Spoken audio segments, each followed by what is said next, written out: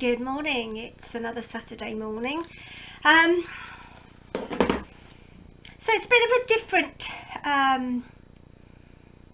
a different one this morning, if I'm honest, because Hugh's been doing the letters in Revelation, and obviously, rather than mess with the system, shall we say, we had a discussion as to whether Hugh would do it today on his day off or whether I was going to have a go. So I'm going to have a go. So bear with me. So let's start with the reading, and the reading is Revelation 3. To Sardis, write this to Sardis, to the angel of the church, the one holding the 7 spirits of God in one hand, a firm grip on the 7 stars with the other, speaks. I see right through your work. You have a reputation for vigour and zest, but you're dead, stone dead. Up on your feet, take a deep breath. Maybe there's life in you yet, but I wouldn't know by looking at your busy work. Nothing of God's work has been completed. Your condition is desperate. Think of the gifts you once had in your hands, the message you heard with your ear. Grasp it again and turn back to God. If you pull a cover back over your head and sleep on, oblivious to God, I'll return when you least expect it, break into your life like a thief in the night. You still have a few followers on Jesus in I'll do that bit again. You still have a few followers of Jesus in Sardis who haven't ruined themselves wallowing in the muck of the world's ways. They'll walk with me on the parade. They've proved their worth. Conquerors will march in the victory parade, their names indelible in the book of life. I'll lead them up and present them by name to my Father and his angels. Are your ears awake? Listen to the wind words, the Spirit blowing through the churches. So that's from the Message. Tough stuff, really, isn't it? And it sort of links in a little bit, I suppose, with some of the thoughts that I've had this week. And then he was chatting to me about whether I would do this letter today. And I did say to him, this just isn't my thing, really. I might need some help or whatever. But actually, he said, no, it's about time you had a go. It's about time you looked at doing that. It's about stepping out. It's about trying something new. So here we go. So I did have a little look at some commentaries. There was a few things from the commentary that I thought was quite interesting. One of which was the history of Sardis. So Sardis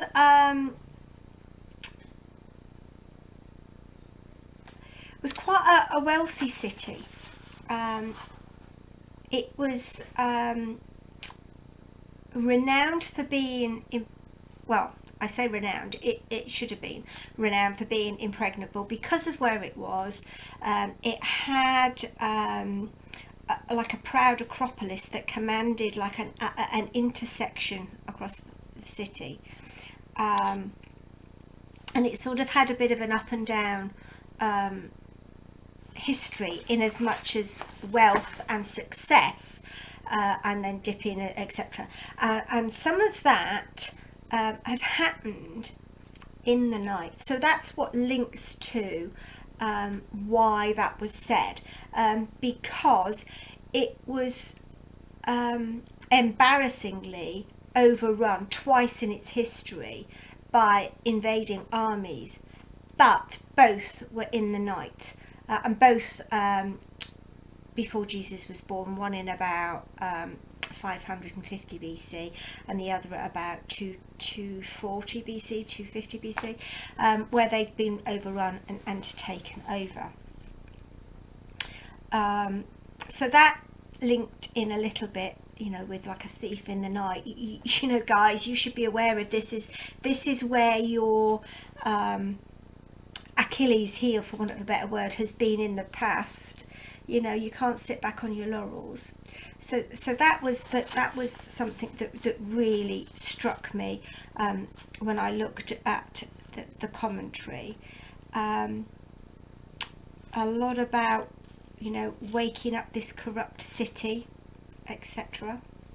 A lot about its link with scripture in saying that, you know, your name being written in the book of life, and that actually it can be rubbed out from the book of life by your behaviour. It talks about the white robes, and it talks about the fact that actually there was a major earthquake, and the city was basically levelled, and the Caesar of the time, through his generosity, rebuilt the city, and it was a city of wealth again, and it was a city of cloth makers. And so most of the people you would see would be in beautiful cloth, beautiful robes, beautiful colours. It would have been quite a vibrant, probably cosmopolitan sort of place. And actually white robes would have been for slaves and servants, because they wouldn't have been able to have afforded the coloured cloth. And so when it talks about that in the reading, about Christians and being, you know, pure and white and washed in snow, it's about servanthood. So there's all these symbols in it which I think are quite amazing.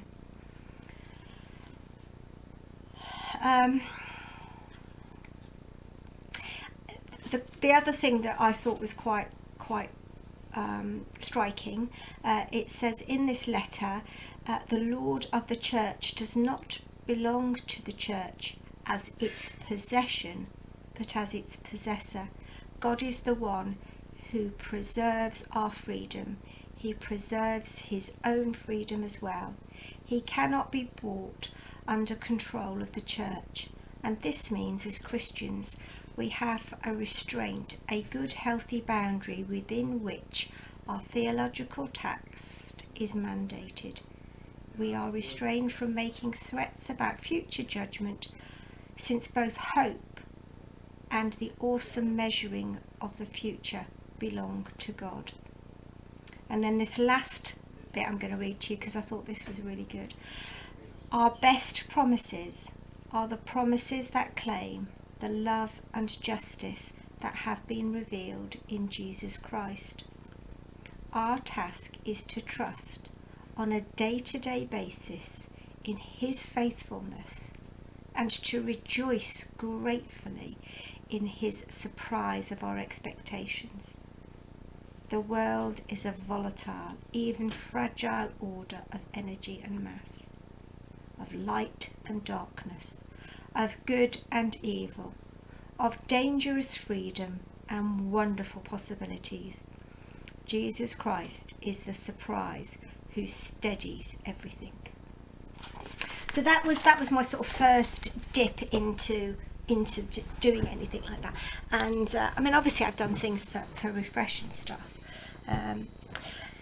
but it got me thinking about lots of things that have gone on this week and had been niggling me at the first part of the week, when I was out on my runs and you know, my spending time with God.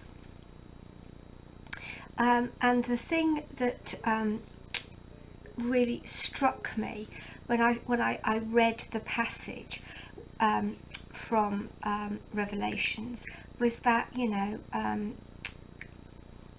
Walking Dead sort of whole, how do they word it? See, right through your work, you have a reputation for vigour and zest, but you're dead, stone dead. Other translations sort of say, you know, you know, you're you're going through the actions basically, and you're making out that you're this, but actually you're not.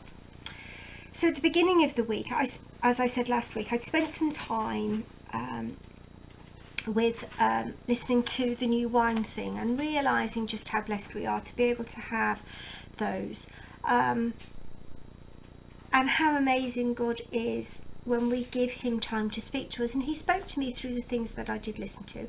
I haven't listened to everything that I wanted to, and we're going on holiday in a couple of weeks, and I'm going to spend some time then doing the other things that I want to listen to, because I realised that actually, as much as it was lovely to actually allocate that time to be with God, that actually the difference between doing it here and doing it when you're at New Wine is you've then got a little bit more space to process what you've heard than you maybe have at home. So yes, didn't maybe organise myself well enough at home to be able to do that, but actually what came across was what a blessing it is, and how blessed I felt to be able to do that, to spend that time listening, to spend that time hearing the word that was being spoken, and to learn from it. So one of the things that I really enjoyed from it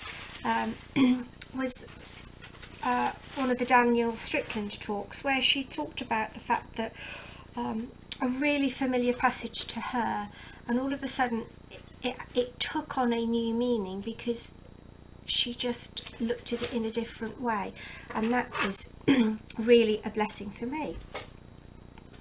So that was the first half of the week, and then, as I say, we started to look at this this passage.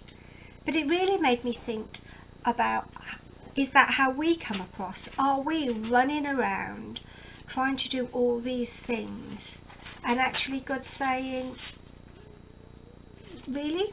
You look busy, you look like you're doing it all, but you know what? You're not. And that's because he knows our heart. That's because he knows the motivation behind what we're doing. And it made me think of those days when you go to do something and you just do not feel like it, or that you volunteer to do something and then regret it later. So you say, oh yeah, in the heat of the moment, yeah, I'll do that. And then when reality hits, you think, really? Why did I volunteer to do this? Why am I putting myself out? How many of us do that? But actually, sometimes when that happens, that's when God really uses us and blesses us. Maybe we need to, in those moments, give it to God, as hard as that might be. What is it that I volunteered to do here? And is it because you need to speak to me? Is it because you need to challenge me, to give me new gifts, to open my understanding and my commitment to you in a new way? Then the bit that really came home, I suppose, with what's gone on in the news this week, was the thief in the night. And I know that I said to you I'd looked at the history, and this is what the history of Sardis had been. But then I saw the explosion in Beirut. Wow, talk about a thief in the night. It's just unimaginable, isn't it? You hear all these things going off and you think there's a firework display, so you go to the window to watch it, and then there's this almighty explosion and you're covered in glass and cuts, and God, it just does not bear thinking about. But that is what the thief in the night is going to be like. It's going to be that unexpected. It clearly says in this passage, you will not know. So don't sit back on your laurels. Don't think I've got this sussed. Don't think, that's how it's supposed to be. Because you don't know. it made me think of all the things that have been bolts from the blue, left field things that have happened in recent years that have just knocked me because you're not expecting it. I think of my dear friend who, you know, was diagnosed with cancer in the beginning of April, and by mid-December had passed away and died and gone to heaven.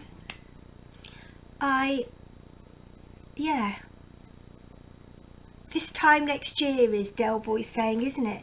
Will there be a this time next year? We just don't know. With COVID going on as well, you just don't know. If you'd have talked to us this time last year, would you have said that you'd have been locked down? Except you wouldn't. Maybe this has been a time to think and reassess what's going on. To think, well, if the thief came in the night, am I ready? Am I going to be one of those written in the book? Is my motivation right for the things that I do? Am I going to be in the white robes, servanthood? Do I serve, or do I sit back and expect to be served? Am I a merchant in fancy clothes, or am I a servant in the white robes? It made me think also of all the half-done jobs. The half-hearted attitude, but not necessarily. The half jobs that need finishing, things that you've started that you haven't quite finished. Like at the beginning of lockdown, and let's remember that the beginning of lockdown was March, so it's more of a knitting time of year. I knitted a couple of things. So obviously I'm quite often end up knitting sheep for the nativity at church, because they seem to, they do wander, these sheep. They wander all over the place, which is lovely. I hope they bless the people that have them. But I do tend to end up having to knit several during the year, ready for the next Christmas. So I started off knitting some sheep and some other bits and pieces, which I have done. I have completed that bit. The bit I haven't completed is the bit that I really don't particularly enjoy, which is the sewing them up, stuffing them and getting them to stand straight, which part of me thinks, well, I should do that that's another winter job. That's a sort of October time job when you can't go in the garden because it's a bit wet and it's a bit miserable, and it's a nice afternoon job to sit and do that. Or is that an excuse? Should I just get on with it and get them done? So there's a few jobs like that need doing. And I was thinking about this yesterday, knowing that I'd got this to do today. So I was thinking about it, and I looked out at my garden. As you know, I've been trying to sort the lawn out, and it is looking so much better. But as I looked out from the bedroom window, I was taking the nets down and washing the windows and stuff. So I looked from above at the garden. I thought, oh, and there was all these little patches of weeds that had come up in the garden, in the grass that I'd sown. And part of me thought, oh, well, you know, there's that Bible passage we read a couple of weeks ago, and we should leave the weeds. And then I thought, no, you've left them long enough now. You need to get down there and actually hike the weeds out. So that was a half job that I did actually finish yesterday. But we all have these jobs. We all have these jobs that we start and don't finish, or we volunteer for and then regret we've done it. But actually, what God looks at is our heart. So we might have volunteered at the time, and actually that was the spirit within us reacting and saying, yeah, I'm following this, I'm going to serve here. Or it might just be we want to look good. But you know what? Nobody knows that but you and God. So my challenge for you this week is to think about those things. Look at that Bible passage. See if there's anything in it that speaks to you. You know, is God saying, on the outside you look okay, on the inside you're not doing as well as you should? Is he saying to you, there are some jobs that you've started but you haven't finished, therefore my work is not complete, you need to get on and finish them? Is he saying, beware, you just don't know what's round the corner? These are things that need to be done, and it's too late when I've turned up as the thief in the night. You know, is it a bit of bolting the stable door after the horse has bolted? I don't know what God's talking to you about. I've shared with you what has come out of the passages for me, but it's also taught me a little bit of history, a little bit of trying to do something in a different way. But it's also made me realise how blessed I am, actually, particularly when you see the Lebanon and how blessed we are in this country. But don't forget, we all heard an explosion a few years ago when the power station collapsed and 3 people lost their lives. So we just don't know. We don't know what's around the corner. Let's pray.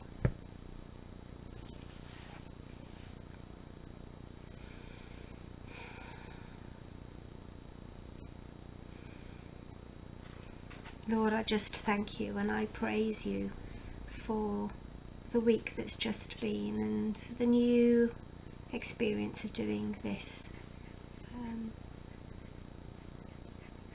Thank you, Lord, that you want to continually challenge us and continue to move us forward in our life experiences, our spiritual experiences, and our work for you.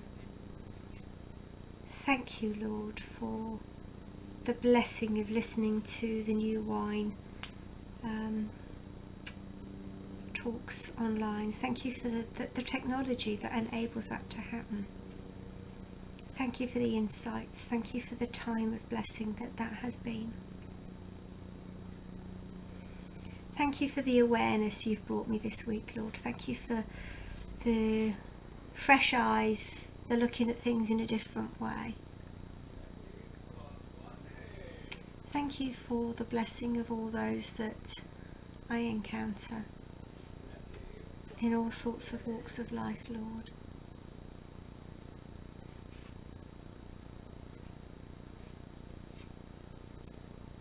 Bless us, Lord, as a church, that we might not be caught short, that we would have a vision, that we'd follow that vision through, that it would be a vision of you. Help us as a church to be your hands and feet and mouth. Help us as a church not to be looking busy and not doing anything, but to have a true heart for you and a heart that serves the community in which you have placed us. Praise you, Lord, for the opportunities that you give us. Praise us for the space you've given us and the times to think. Enable us, Lord, to take opportunities with both hands and to give the glory back to you. Help us to prioritise, Lord, and to be prepared to wear the white robes of a servant rather than the coloured robes of a merchant. Lord, I lift to you the people that were being affected by this most dreadful explosion. I pray for those who are fighting for their life. I pray for those who are nursing the most horrific injuries. I pray for the emotional scars, Lord, of this, for the children that are scared, for the families that have lost homes, livings, a way of life. Lord, we pray for justice for the people of the Lebanon who are just devastated by this, and yet none of the politicians are answering them. I thank you for the French President, for his compassion as he went to visit.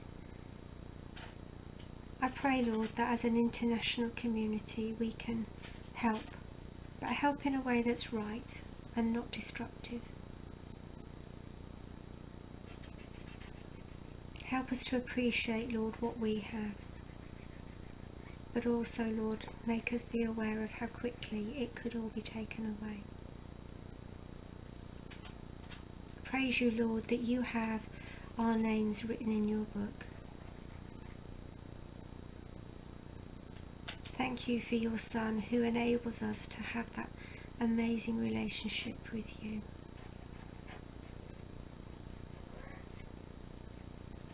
Lord, I lift before you all those that are continuing to work on cures, on vaccines for this COVID-19. I pray for all those parts of the country, Lord, who are now having more restrictive practices put into place. I pray, Lord, that we as a nation will have learnt our lessons, that we will do what is right to protect those that are within our care. I pray for people to be sensible, Lord, that they will realise just how devastating this disease is. I continue to lift before you those in the NHS who are exhausted and traumatised, Lord. I pray for all those key workers, the shopkeepers, etc., who have just been through tough times and are still having to keep going. I pray for decisions that need to be made about balancing schools and pubs and all of those sorts of things, Lord, that right decisions can be made, and for the people that would affect. I pray for those who are inevitably, because of this, going to lose their jobs, Lord, that you would enable them to get the help they need and find the jobs they need.